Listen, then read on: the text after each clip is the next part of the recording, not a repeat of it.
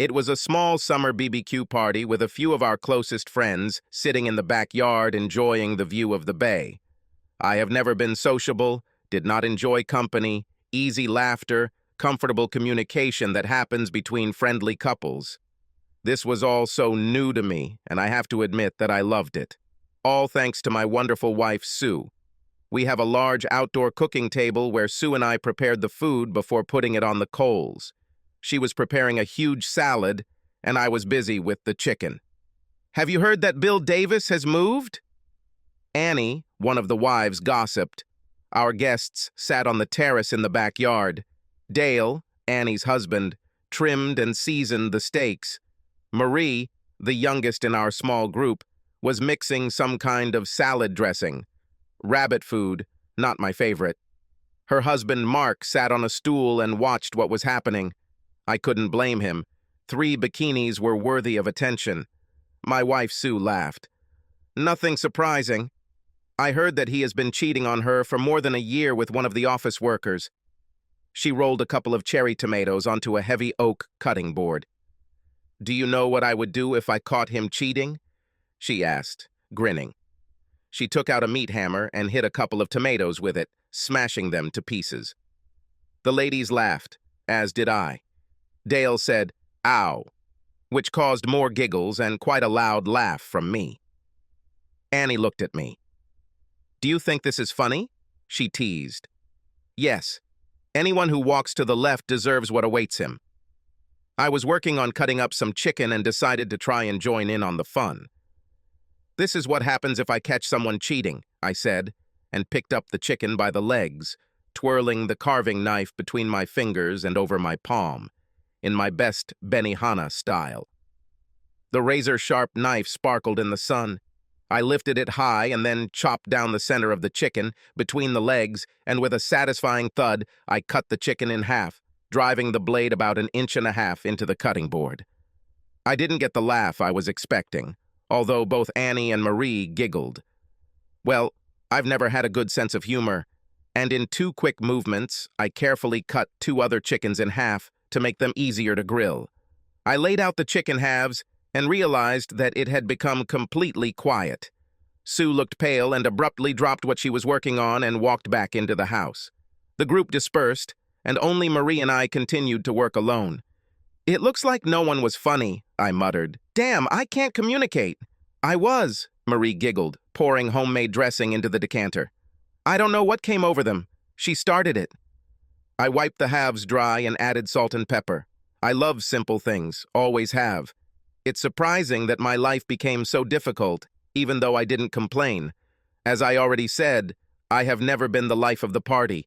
Quiet outsider nerd, I've never been popular, not a jock, not a ladies' man, not a member of an elite club. In the high school, I simply served my time without making any plans for the future. I didn't feel comfortable in large groups, but I was fine communicating one-on-one or with a couple of friends. I wasn't antisocial, I just preferred silence. I went to community college and got a job in my dad's night business, wiring and installing electrical, fire alarms, and security systems. The work was done outside of school hours, and for me, it was just perfect. They paid extra for this, and no one bothered me.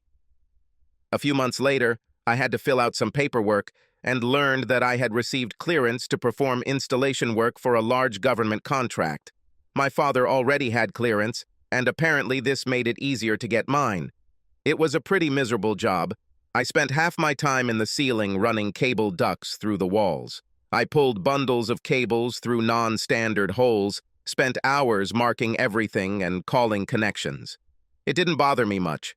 I thought through everything and installed it methodically, checking and rechecking every wire, plug, and light fixture. Lots of paperwork, preliminary schematics, office electrical diagrams, acceptance documents, performance analysis numbers. I wasn't the fastest or the friendliest, but I worked thoroughly and never received a complaint due to poor installation. This kept the business humming because I did what I said I would do, when I said I would do it, on time, on budget, with the equipment I brought to the job. I had no idea that simply doing a project correctly was something unusual in itself. My cousin Jared was the one who introduced me to an opportunity that changed my life. It was quite unusual, moving to Antarctica and doing a huge upgrade on a government installation in one of the most desolate places I could ever imagine. My clearance got me in, and the hardship pay made the decision easy. You don't earn much more than usual, but with free food and housing, you save almost all of your money. I know it seems confusing, but it's important to explain how a poorly educated, not particularly smart, skinny, middle-class weirdo could end up living on the beach in Florida in a fully paid-off house with a beautiful wife, a great job, cool toys, and interesting friends. There's not much to say about the work. Long hours, long shifts. Some people drank and there was debauchery, but not for me. I was simply petrified next to the girls. Again, being a social outcast, I did my job, volunteered for interesting assignments, and took advantage of the time and isolation to take college courses remotely and continue to work toward my degree. Oddly enough, I liked this life. I made several friends, and my bank account grew steadily. A year later, I had to leave for 60 days. Those were their rules. I returned home, worked a little more at my dad's company, and then returned to the South Pole. Most people came here out of curiosity or for the experience, and after a year, we never saw them again. For me, the forced loneliness, isolation, and lack of new people to meet was simply paradise. During the winter, people mostly evacuated, and I had to become a jack of all trades. Well, good.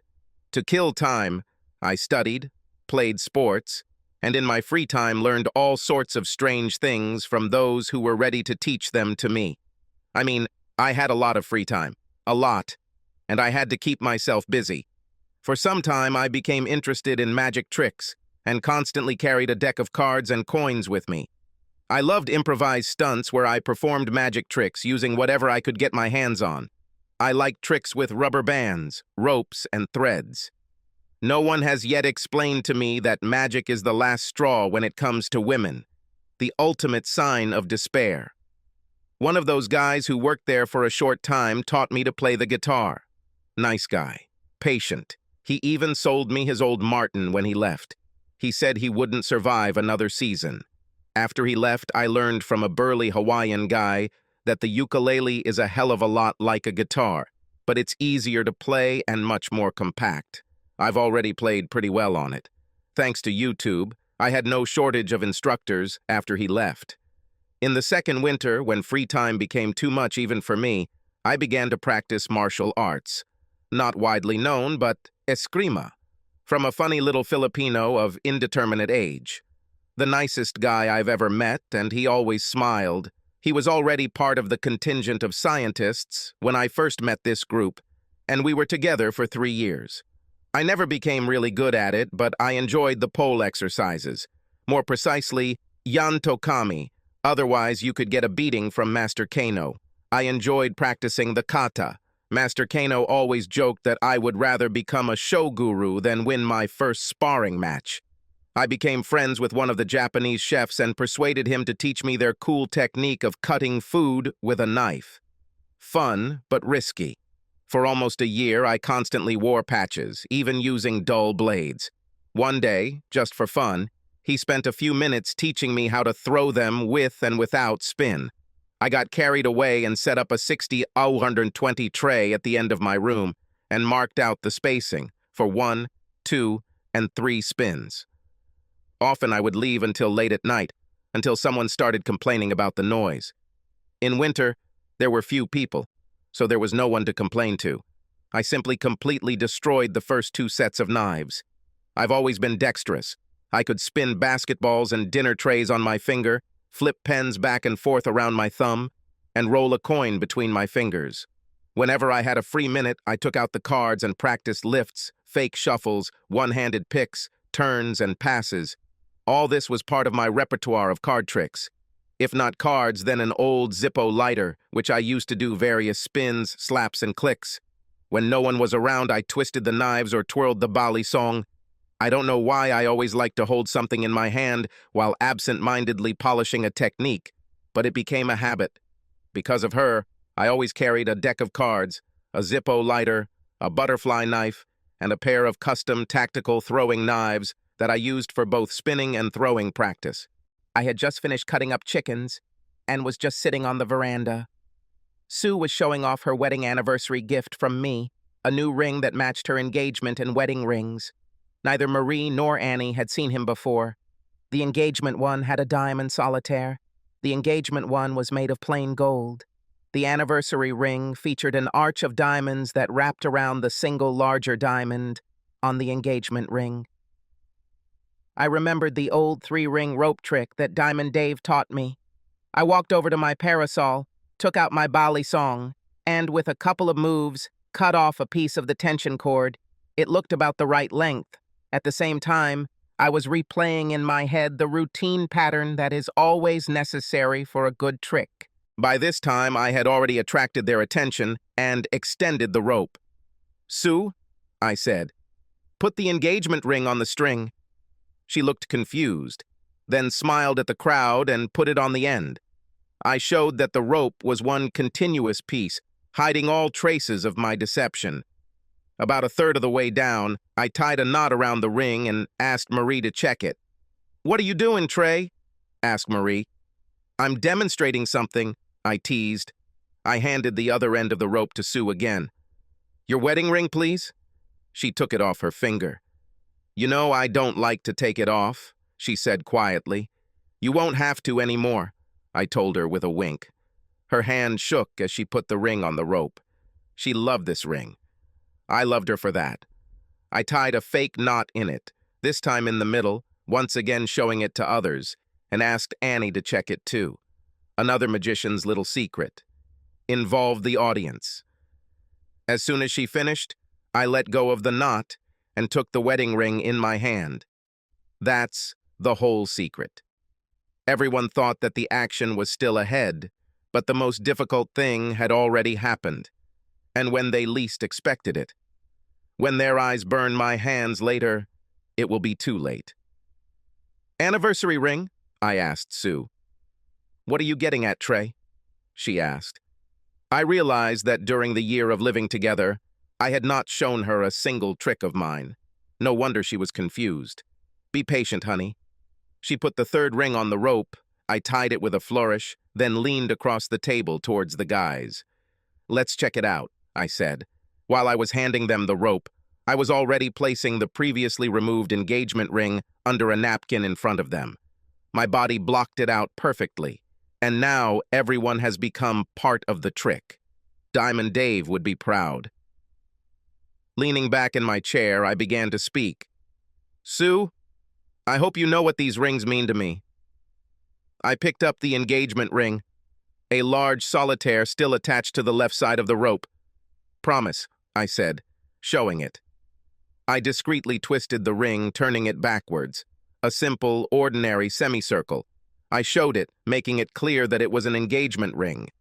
Most of the rope was hidden in my hand. 2 equal-length ends hung parallel, creating the illusion that I was holding the middle of the rope. Such a simple and elegant trick. Commitment, our love for each other, and only each other. She nodded, some confusion still visible on her face. I waved around the new ring, the anniversary ring, the stones sparkling in the sun. I was proud. The trick was already over, and no one knew about it. It worked perfectly. Countless hours of training have paid off. The end of the rope hung loosely, revealing that the knot was on the opposite side of the wedding ring. A subtle gesture that enhances the beauty of this trick. "Future," I said softly and mysteriously. I gathered the central part of the rope with rings into a fist. I handed one end to Marie. "Marie, you were there the day Sue and I first met. I saw your love for Mark and thought how wonderful it would be to have something like that one day. Would you be kind enough to hold it, a symbol of our beginning, that first promise?" "I didn't think you were so dramatic, Trey," she said, grinning. She held the end, looking around the table. I passed the other end to Sue, who stood at the opposite end of the table, still clutching the middle, hiding the rings and knots. "Sue, I can't rely on anyone but you in this matter. Will you hold this symbol of our future? Guard it?" "Certainly, cute." I looked at the women. Take this in your hands, firmly. Don't let go no matter what. My past, present, and future are in your hands. My hand was in the middle, but my other hand slid under the table and took a $50 out of my pocket. Marie, you guard the past. Sue, you guard the future. But who watches the present? If I turn my head even for a second, what will happen? I made them sit down. Damn, this was fun. I'm going to look away for a second. I want each of you to pull the ends of your ropes when I do this. I lowered my head, one arm still extended, providing the necessary cover. Pull. When they did, I turned my head away, unclenched my fist, and dropped the coin onto the glass surface. The characteristic sound of metal hitting glass was heard, and everyone gasped. I took the coin in my palm and looked up. The rope was stretched out, in a ring near each of the women, but in the center there was an empty cord. "Trey!" exclaimed Sue, looking around the surface of the table. "Don't be afraid, my love. I may have looked the other way, but I never lost my way." I reached for the engagement ring, stroked the false knot with my finger, and the ring fell into my hand. I showed it and gave it to my wife. I took her hand and put the ring back on her finger. "My promise stands." I put my hand on the ring in front of her face and let go of it too. I showed the anniversary ring and put it on Sue's finger. "Our future. I will always trust you to guard it." I gave them time to inspect the rope. 2 empty nodes. When the tension was perfect, I took it from them. I looked around the table. Damn it! The past and future are dealt with, but what the hell happened to the present, with the obligations? I tried to make it funny and managed to get a hint of giggle from them. I looked at the table. "Guys, do any of you want to do me a favor and get my marriage back?" They looked shocked, nervous, looking at each other and at my wife. I pointed to the napkin lying on the table between them. Mark picked it up, and everyone saw the wedding ring. Annie and Marie laughed and clapped. Several seconds passed before the guys came to their senses, and Dale, making his way through the crowd, pushed the ring towards me. "I think you've lost it," he laughed. I picked it up and examined it. In perfect condition. I winked at Dale. "I never lost it. Trust me."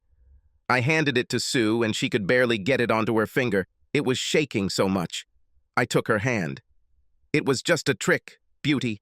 A little trick. We both know that nothing can interfere with our obligations. Nothing." She nodded slowly. I need to go to the toilet," she said, and stood up, almost running into the house. Marie examined the rope. "Oh my God, Enigma! How do you know all this crap? It was amazing!" I laughed. I realized that the mystery that shrouded my past was the most interesting thing about me. "You're not the only one who has secrets," I teased, winking at her. "Should I pour it, guys?" I asked the husbands, who were sitting at the far end of the table, huddled together and whispering. I didn't have a girlfriend at school, and things didn't get much better at the polar station. I was no longer a virgin after a girl from a tanker picked me up during a 3-day stay with us. During 2 overnight stays, I received an interesting education. She was stocky, dense, and unceremonious, and for the last 2 days it seemed to me that I had fallen in love. During my last winter, I began a strange relationship. One of the scientists, an elderly, attractive married woman, suddenly approached me. "Can I buy you a drink?" she asked. "I don't drink very much, but I won't refuse. And yes, I'll treat you." I smiled. Stupid, I understand. She earned 3 times more than me. I ended up buying her a Long Island on the rocks before she got up the courage to come out with what she had in mind. "Trey, can you keep your mouth shut?" she asked me. "Always, Dr. Ross." I knew her. She was Master Kino's assistant, but we were hardly friends. "How long have you been here?" she asked. "I know that you were here when I arrived 2 years ago. Kino says that you have been here longer than him." "This will be my 5th winter." "5th? How do you stand it? I mean winters. Summer is not so bad." "It suits me. I have a hobby. I'm self-sufficient. I don't need a lot of entertainment." She twirled her hair like a nervous teenager. She moved her chair closer to me. "Last winter, I almost went crazy. The laboratory was like one big, ridiculous orgy. And I can't do that. I'm married. And happily married." "Married? I've never seen your husband. He teaches at the university. And for me, the opportunity to come here was too good to pass up. Are you lonely? Desperate? Could you do something for me? I know it will sound strange." And so it was. Katie Ross is my pillow princess. She was 47, and so far above me in the pecking order that it was ridiculous. Elegant, attractive, and intelligent, she charmed me. She invited me to spend the night with her. In exchange, she looked after me, gave me the best laboratory assignments, and introduced me to her social circle. I was shocked when I was included in the conversation with her husband, and he thanked me for taking care of her and for being a gentleman. Communication with the elite of the station, with those for whom hundreds of other people came, was exciting. She cried when I told her that this would be my last winter. Every year we had to go on vacation. I admitted that I would not return from the next one. Her husband called me. Strange. He thanked me profusely for helping them both. He promised that if I ever needed their help, all I had to do was call. He said his wife had a going-away gift for me from both of them. 48 hours of bliss. She made all my fantasies come true and more. She didn't cry once until we took our last shower together and I washed her hair, dried it, and styled it. She was a logical person who rarely showed emotions. But not this evening. The tears streaming down her patrician face tore her heart. I will never forget Dr. Kathy Ross. I pampered her one last time, and she took me by the hand and led me to the largest conference room. When I entered it, I was shocked. Probably 100 people gathered there to say goodbye. Almost the entire wintering team. The biggest party I've ever had here. I learned that only 6 people had been here longer than me. I probably made more friends during my stay here than I expected. Good people. I'll miss them. After 5 years of wintering, I was a highly paid, experienced, educated professional with a healthy bank account, which was growing thanks to smart investments under the guidance of one of the local scientists. I became a different person, both physically and psychologically. I still considered myself a loner, although I valued friendships. I was tired of being alone and wanted to return to society. My time with Dr. Ross changed me. I left with only a few memorabilia, including scars on my arms and hands from playing with knives, an ugly burn scar on my calf from inattention in the kitchen, and a nasty 3-inch scar on my temple, almost hidden by my hairline, resulting from falling from a stepladder. I hoped it gave me character. I needed to come up with something. I was at a crossroads. Kathy and her friends helped me, and I took a contract job at Hurlburt Field in Fort Walton Beach. I had a master's degree in management and a bachelor's degree in computer science, several Cisco certifications, and a stack of written recommendations from the most famous people in the field. A list of recommendations that would make a professional athlete blush. One of Master Kino's friends helped register my company, and all payments for outside work I did for scientists were paid directly to me. It gave me experience and added more to my accounts than I could have ever expected. Katie and Master Kino didn't even tell me about it. I signed the papers they told me to and let them take care of me. It seemed to me that with my experience working with computer networks, going into IT would be the right decision. I was pleasantly surprised that they pay so well here. I think I can thank my friends at the station for that. I was 26, had 8 years of networking experience, or so I claimed, since wiring was technically part of the network, a college degree, an 85-hour job where I didn't mind working long hours and no personal life. I missed my friends, and then Sue appeared in my life. "So, Enigma, are you going to the 4th of July party at the yacht club?" Enigma? Was she talking to me? The cute little brunette had me cornered and seemed to be getting quite a bit of enjoyment out of teasing me. I didn't know how to talk to girls, especially ones as beautiful as her. It wasn't so bad when I knew them, but strangers? It scared me to death. No, I muttered, looking for a way to escape. She grabbed my hand, laughing. No, you can't run away so easily. You have to come. I looked at her in surprise. Must? She nodded. I already told the girls that you are my mate. You don't want to make me a liar, do you? I had a habit of playing with my things when I was nervous, and I found myself holding a Liberty quarter in my fingers, squeezing it in my palm, rolling it around my fingers, and doing similar things automatically. This calmed me down. Date? I asked. Come on.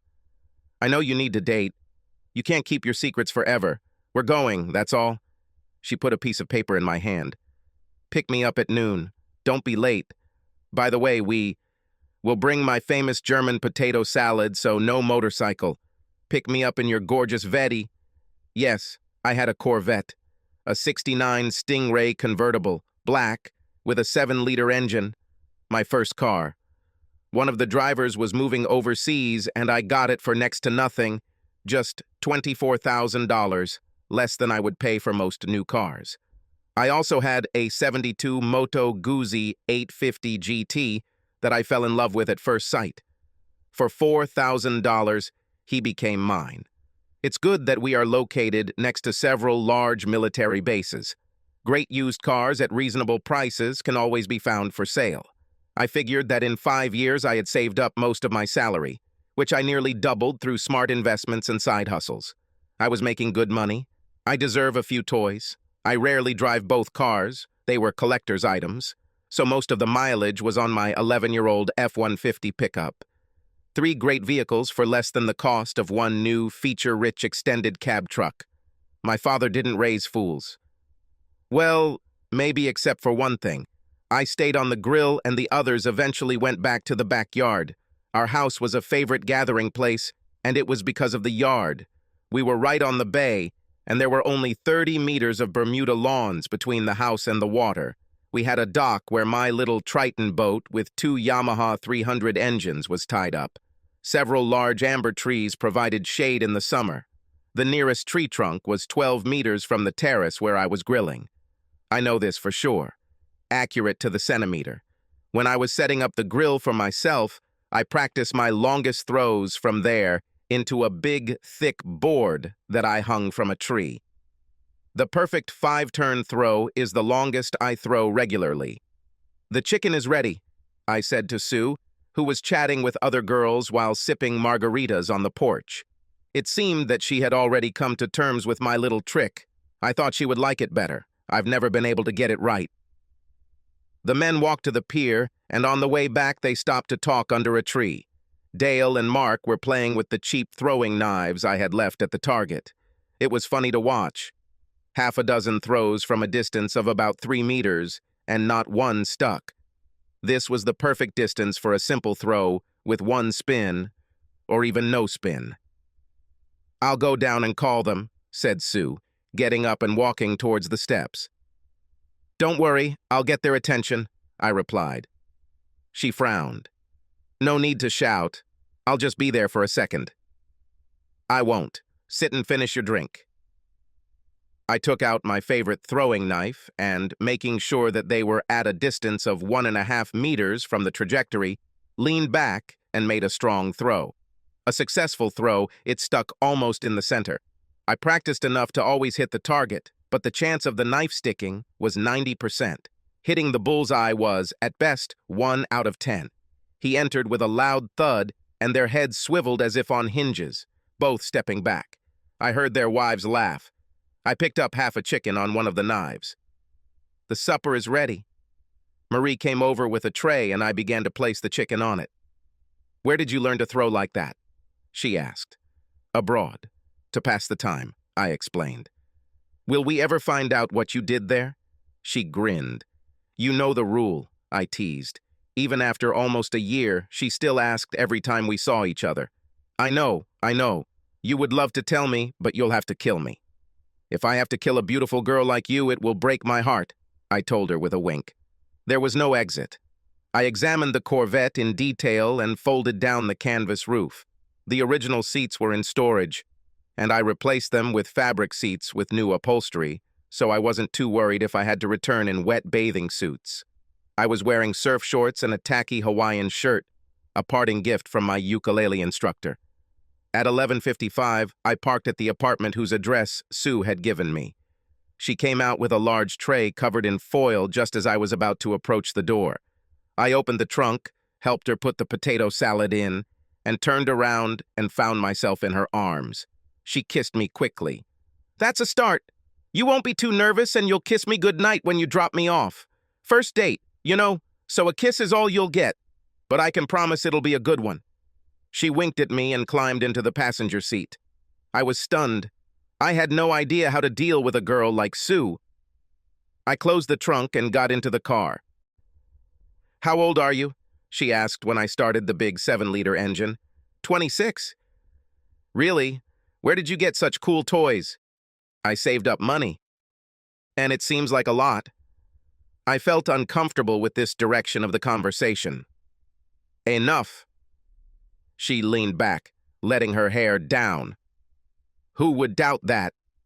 The gods had blessed us with a beautiful day, and I had to admit that I loved driving the Stingray through the city streets with the top down with a gorgeous girl sitting next to me.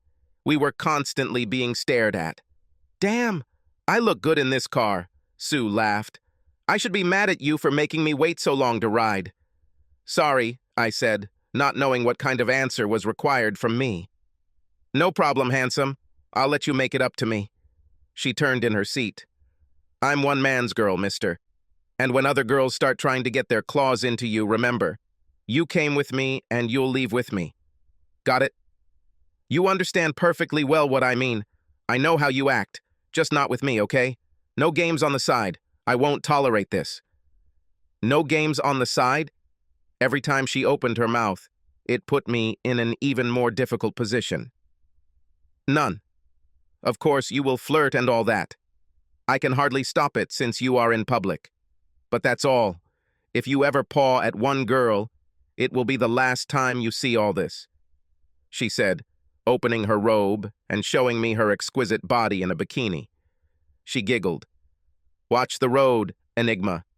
Let's get there safely and soundly. We understand each other, right?" "I hope so.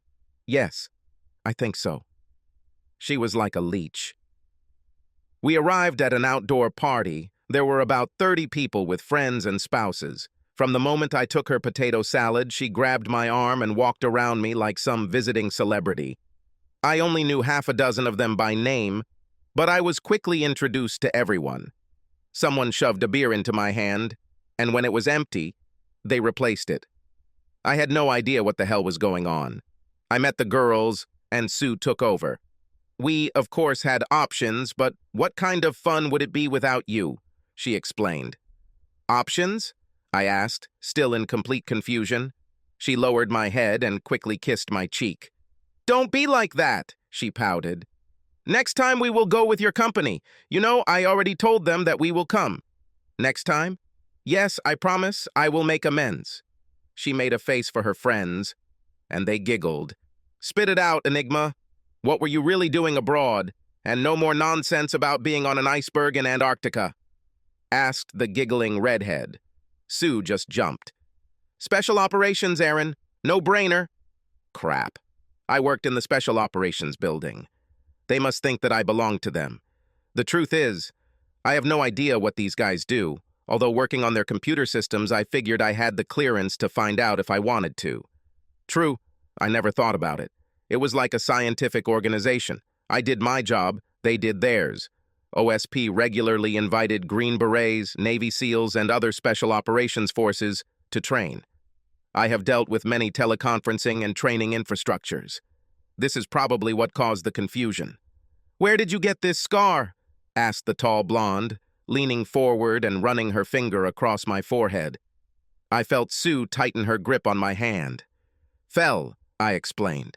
I didn't want to get into the details of wearing the wrong boots up the icy stairs. The girls giggled. "Of course, I fell. I wonder how many guys died before you left after such a fall?" asked Marie, a petite brunette. The blonde moved even closer. I smelled her coconut tanning lotion. She ran her hand down my arm, feeling for one of the ugliest scars I had earned by twirling knives for fun. A word of warning for those smart enough to listen. Don't use sharp kitchen knives when trying something new. 46 stitches. I bet there's a damn interesting story behind this, she purred sultrily, looking into my eyes almost point blank. Don't play with sharp knives, I said, earning even more chuckles from the audience. Heather? Sue said in a tense voice. The blonde didn't back down, and I could have sworn that Sue had pinched the circulation in my left arm.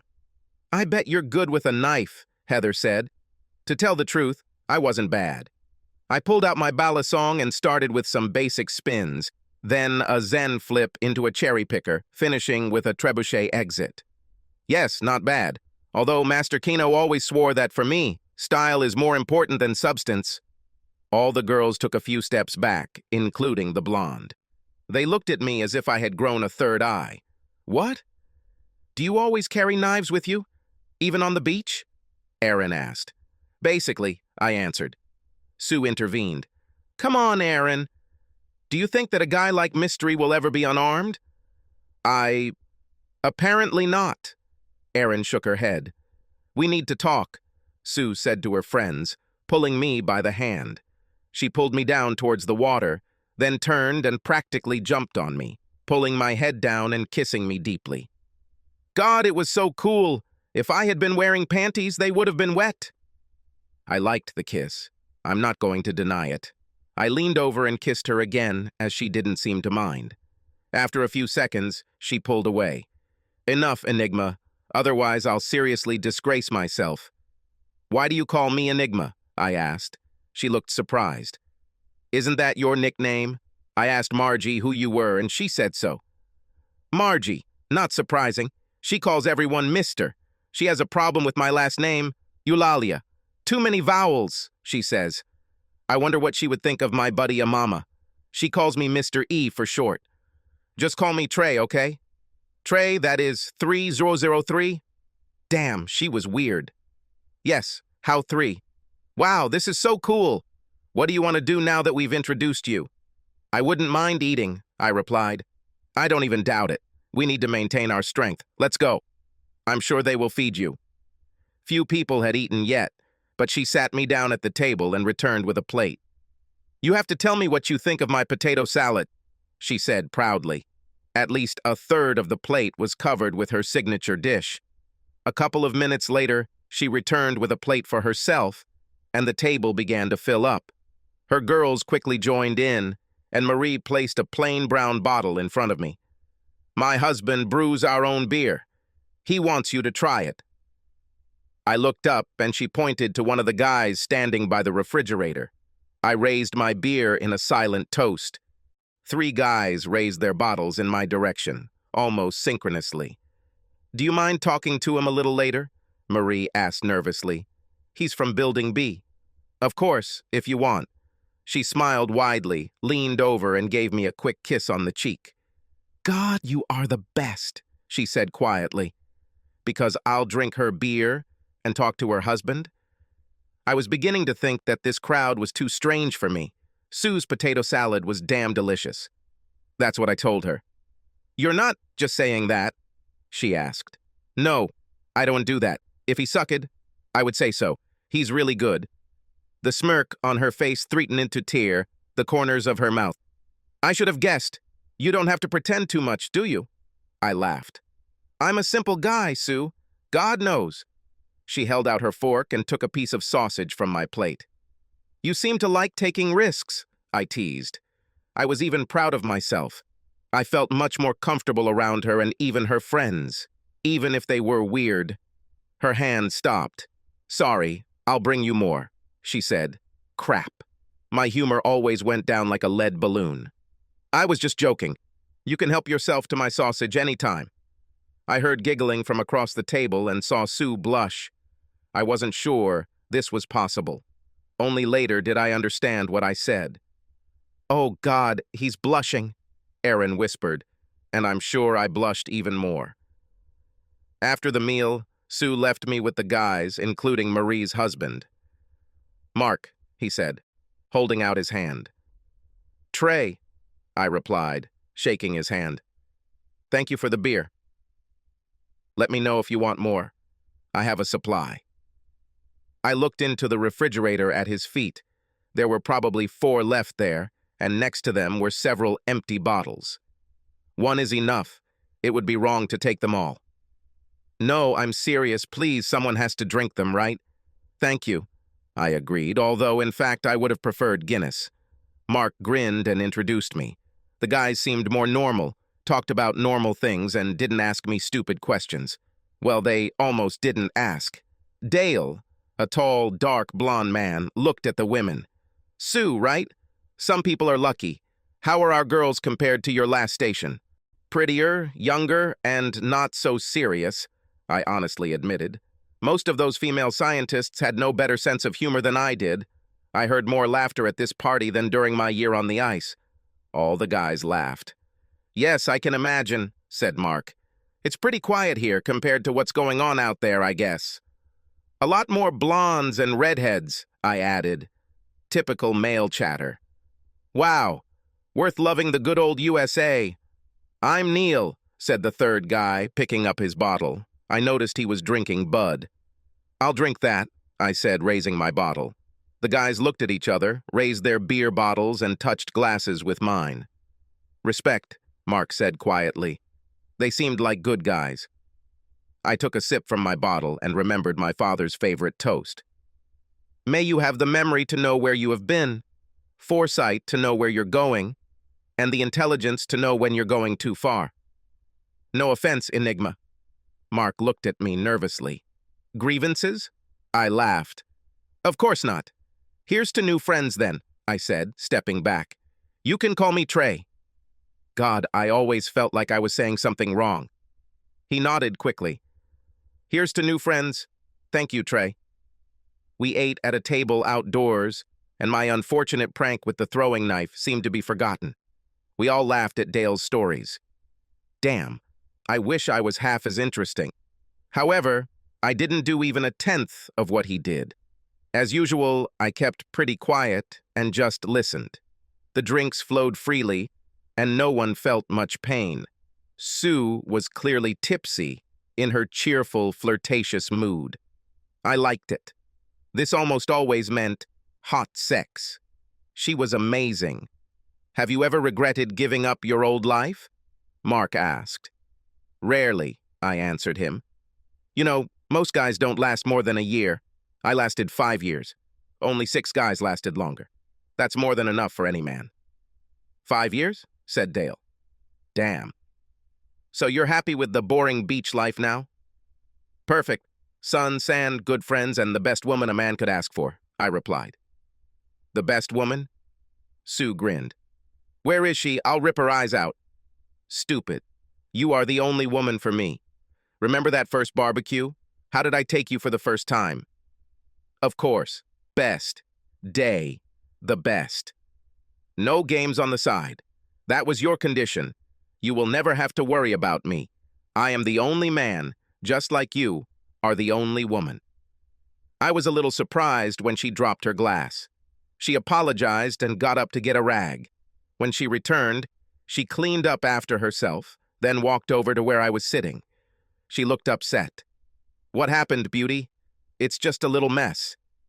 She sat on my lap. I'm a one-woman lover. I love you. Only you.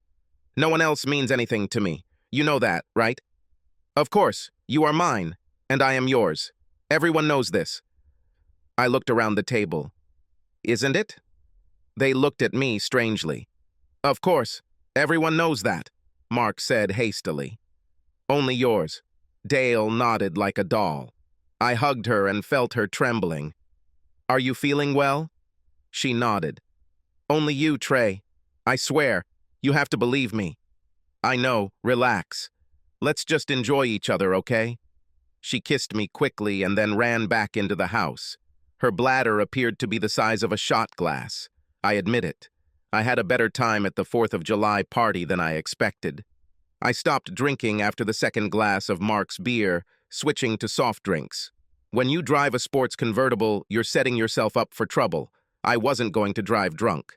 After a while, Sue noticed this. Don't you want any more beer? I can't afford it. I already have a target on my back the size of New Jersey. I don't want to leave here drunk. I understand. She nodded. It must be difficult. Tolerate it. I still like to control everything. She grabbed my hand again and I pulled her towards me. Thank you for persuading me to come out. I have no practice communicating with a large company. I didn't make myself look like an idiot, did I? No, never. She grinned. Can I consider the first date a success? Absolutely, I'm having a great time. She moved in for a kiss, a real kiss. Would you like to invite me for ice cream later? With pleasure. Great. This could be our second date. Second date? I smiled. I never go all out until the third, she teased. Never? Even for you, Enigma. She kissed me quickly, although it's damn tempting. She grabbed my hand. Come on. Time to say goodbye. We walked around the circle and I received more hugs than I expected and many invitations to other events. Sue bore it stoically. She liked Baskin-Robbins world-class chocolate and butter pecans. I chose a simple chocolate shake made with French vanilla and chocolate syrup. Do I have to call you myself? She asked. For what? Well, you had a good time today, didn't you? Great. Do you like me? In my opinion, you are simply wonderful. So you'll call yourself? You won't make me run after you? I'll call. When? I laughed. We're still on our second date, I told her. A little patience, okay? This is all new to me. You're not going to call Diana or Aaron? I saw Diana put her number in your pocket. Don't pretend she didn't do it. Why didn't you just tell her no? Am I not good enough? 3 dates. It's not too long, is it? She looked genuinely upset. I'm not going to call either Diana or Aaron. And others too. Marie is married. She was just flirting. Don't ruin her marriage, Trey. Mark is a good guy. He even gave you 2 of his beers. He never does that. You don't do that. Really? You don't ruin marriages for fun? Nobody but you, Sue. I'm not going to call anyone but you. Do you promise? I promise. I am a one-woman man, just like you are a one-man woman. Am I that woman, Trey? God, how fast she moved. I've never met anyone like her. I looked her over. She was beautiful, and today, she was definitely the most beautiful. Her bikini was amazingly tight. It was easy to talk to her. Maybe a little crazy, but nothing too bad. What the hell did she see in a lowlife like me? I saw her shrink under my gaze. I'll treat you right, Trey. I swear. You'll never regret it. I'm better than any of them. Do you want me to be your man? I asked. Yes. If you accept me. Then I'm only yours, and you're only mine. Otherwise, nothing good will come of it, right? She laughed and grabbed my hands. Will you take me home, Trey? Certainly. At the door, she kissed me, as promised. The best kiss of my life, and that's an understatement. In my opinion, it simply could not have been better. When we separated, I had a rock-hard boner. It was a great first 2 dates, Trey. Thank you. She quickly kissed me again and left. I returned to my car and, before reaching the end of the block, dialed her number. Hello? She answered after 3 rings. Hi, Sue. It's me. I had a great time today. Did you forget something? Did something happen? No. I promised to call. What are you doing next Friday? A couple of seconds of silence. Could you come in for a minute? Of course, I'm very close. Great. Meet me downstairs. I drove around the block for a few minutes while I made my way back, dealing with the local traffic. She ran and jumped into my car. Go. Where? Anywhere. Just take me for a ride, okay?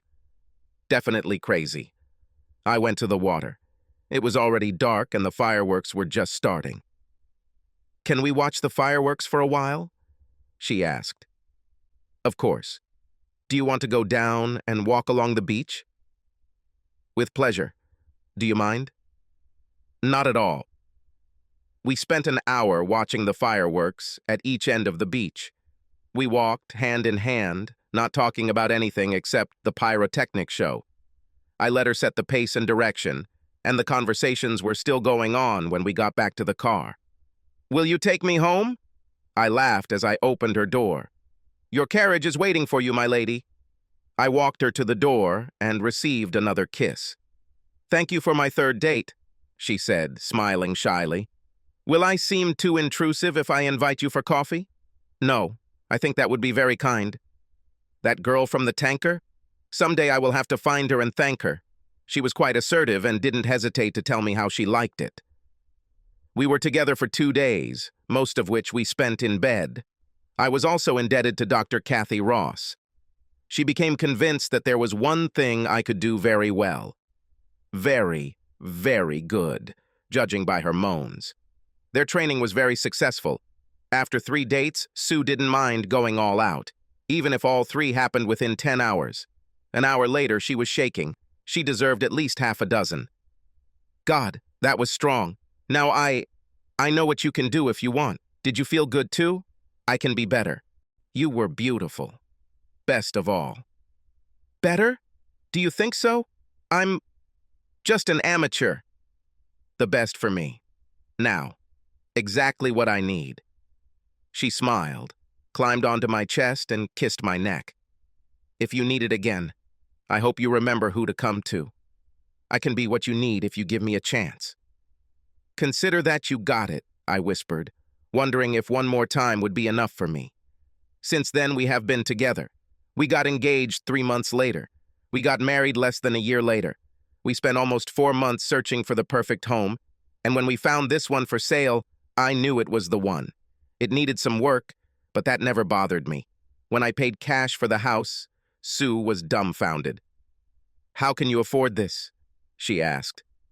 "I told you that I am very frugal." It took 3/4 of my savings, but it was worth it. I loved knowing that this place was mine, and I would never have to worry about having somewhere to live again. The house was perfect, not too big, but with a large 2-car garage and a carport that could fit 2 more. Embankment, pier, with a beautiful terrace, quiet area, everything you can dream of. We had a wonderful life. Together, we earned almost $200,000 a year, with almost no expenses. In the first year, we were able to save about $60,000. Marie and Mark lived just over a kilometer away from us. They became our closest friends. We had a lot of them. More accurately, Sue had a lot of them. But they were always kind to me. We loved each other, and I couldn't imagine my life without her. Dusk was falling, and I was sitting on the edge of the pier alone. I was hopeless as a host. Everything I did turned out badly. I tried to fit in, joke, act like everyone else, and he always ruined everything. I wonder how many friends I would have had if it weren't for Sue. Marie came down and sat next to me, quietly sipping from a glass of wine. "You know something, right?" "I know?" "What?" "Damn, I didn't know anything.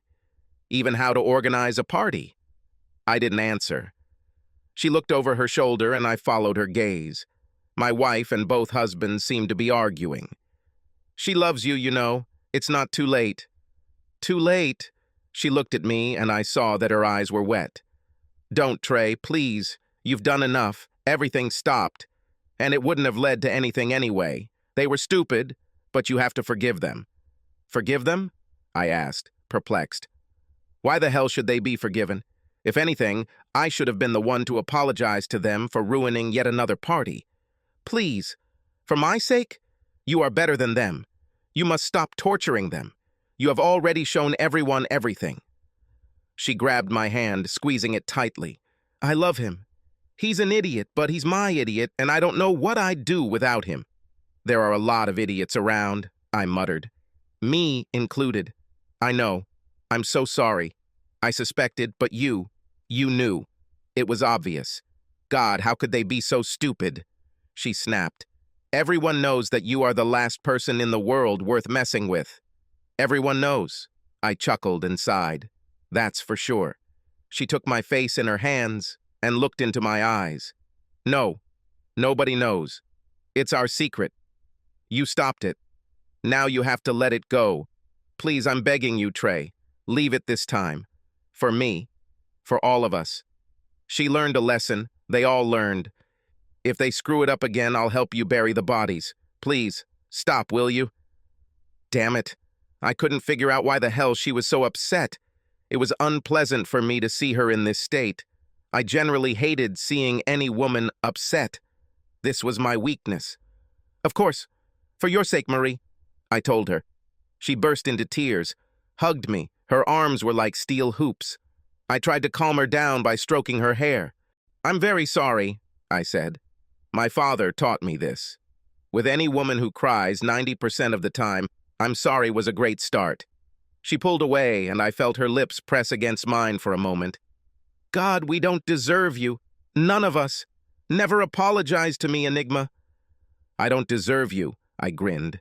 She tried to smile, but I saw the corners of her mouth twitch. Don't cry, beauty. It breaks my heart. She looked back at the rest of the party, and I saw that we were being watched. It's time to go back, I think. Stop talking to them, I said. She laughed and took my hand when I offered to help her up. Is it over? Yes, I said. It was too late. There was still a lot to clean up. Thank you. I will atone for my guilt someday. I swear. Okay. Next time, bring your own crab cakes. She laughed, and it sounded almost hysterical. I have an idiot to take home and build. Don't be too hard on Sue. She really loves you. I love her. I know. Everyone knows. Otherwise, I think our parties would be half as big in the future, right? Hell, if I didn't have Sue, there wouldn't be any parties. That's what I said. She let go of my hand as we approached the deck. I didn't even notice she was holding it. Marie walked up to her husband and slapped him, strongly. He didn't say anything, just lowered his head. You got a reprieve, asshole. All three of you got it. Don't even think about trying again, or I'll pull the trigger myself. Do you understand? She shouted. I saw his face turn red, and he nodded slowly. She kicked him in the leg. Damn it! Man, fucking apologize, you piece of shit! I'm sorry, baby. It's not what you think, he whispered. Not in front of me, idiot, she screamed. She scared me. I had never seen her like this. I was glad I was married to Sue. She never lost her temper. I looked at my wife, and she bowed her head. She stood up and walked over to me, clutching my hand like she did on our first date. She lowered her head and pressed herself close to me. I'm so sorry, Trey. Mark spoke. I swear it didn't go too far. He looked down at Sue. You too, Sue. I never wanted to. Just go away, she said softly. Please. He nodded and turned away. Marie came over and hugged me. Thank you. She took Sue's chin and lifted her face. You and I will talk later, privately. You should thank your lucky stars, you know. I know. Sue nodded.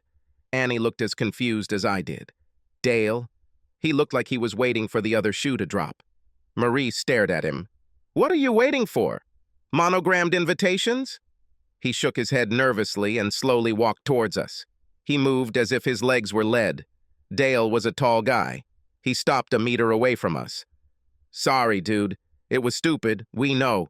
Nothing much happened, just talking went too far.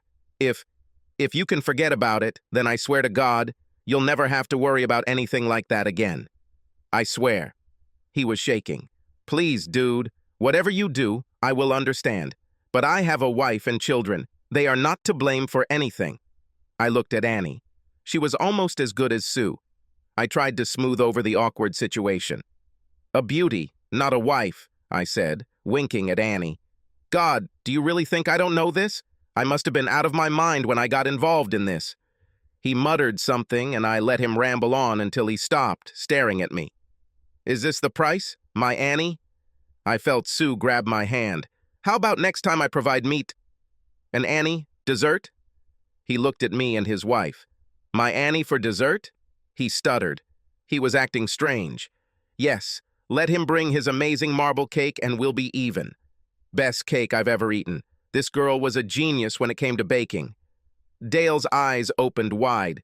I involuntarily stepped back as he fell to his knees, covering his face with his hands. You're not kidding me, are you, Enigma? Please, please, tell me it's not. It's over? Yes, it's late, I said, feeling clearly awkward. He looked up, and I saw tears on his face. I turned away so he wouldn't feel awkward. I'm sorry, Sue. I'm so damn sorry, he muttered, standing up. I looked back, and Annie was standing next to him. I'm very sorry, I said. My father taught me this. With any woman who cries 90% of the time, I'm sorry was a great start. She pulled away, and I felt her lips press against mine for a moment. God, we don't deserve you. None of us. Never apologize to me, Enigma. I don't deserve you, I grinned. She tried to smile, but I saw the corners of her mouth twitch. Don't cry, beauty. It breaks my heart. She looked back at the rest of the party, and I saw that we were being watched. It's time to go back, I think. Stop talking to them, I said. She laughed and took my hand when I offered to help her up. Is it over? Yes, I said. It was too late. There was still a lot to clean up. Thank you.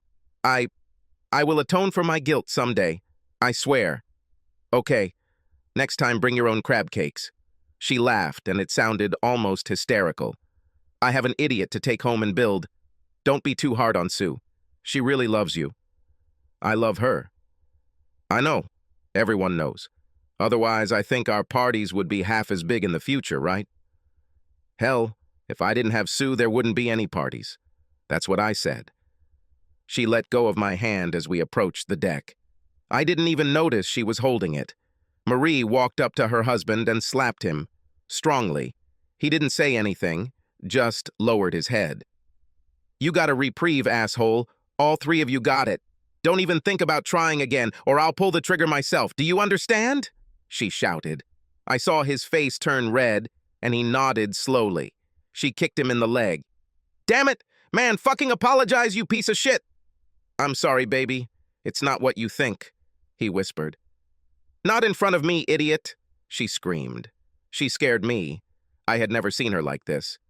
I was glad I was married to Sue. She never lost her temper. I looked at my wife, and she bowed her head. She stood up and walked over to me, clutching my hand like she did on our first date. She lowered her head and pressed herself close to me. I'm so sorry, Trey. Mark spoke. I swear it didn't go too far. He looked down at Sue. You too, Sue. I never wanted to. Just go away, she said softly. Please. He nodded and turned away. Marie came over and hugged me. Thank you. She took Sue's chin and lifted her face. You and I will talk later, privately. You should thank your lucky stars, you know. I know. Sue nodded. Annie looked as confused as I did. Dale? He looked like he was waiting for the other shoe to drop. Marie stared at him. What are you waiting for? Monogrammed invitations? He shook his head nervously and slowly walked towards us. He moved as if his legs were lead. Dale was a tall guy. He stopped a meter away from us. Sorry, dude. It was stupid, we know. Nothing much happened, just talking went too far. If you can forget about it, then I swear to God, you'll never have to worry about anything like that again. I swear. He was shaking. Please, dude, whatever you do, I will understand. But I have a wife and children. They are not to blame for anything. I looked at Annie. She was almost as good as Sue. I tried to smooth over the awkward situation. A beauty, not a wife, I said, winking at Annie. God, do you really think I don't know this? I must have been out of my mind when I got involved in this. He muttered something, and I let him ramble on until he stopped, staring at me. Is this the price, my Annie? I felt Sue grab my hand. How about next time I provide meat? And Annie, dessert? He looked at me and his wife. My Annie for dessert? He stuttered. He was acting strange. Yes, let him bring his amazing marble cake and we'll be even. Best cake I've ever eaten. This girl was a genius when it came to baking. Dale's eyes opened wide. I involuntarily stepped back as he fell to his knees, covering his face with his hands. You're not kidding me, are you, Enigma? Please, please, tell me it's not. It's over? Yes, it's late, I said, feeling clearly awkward. He looked up, and I saw tears on his face. I turned away so he wouldn't feel awkward. I'm sorry, Sue. I'm so damn sorry, he muttered, standing up. I looked back, and Annie was standing next to him. Subscribe to our channel so that your second chaff doesn't cheat on you, and go ahead and listen to the next story, because this story is nothing compared to the next one. If you're under 18, don't even think about listening to the next one. Listening to the next one. Listening to the next one. Listening to the next one. Listening to the next one. Listening to the next one. Listening to the next one.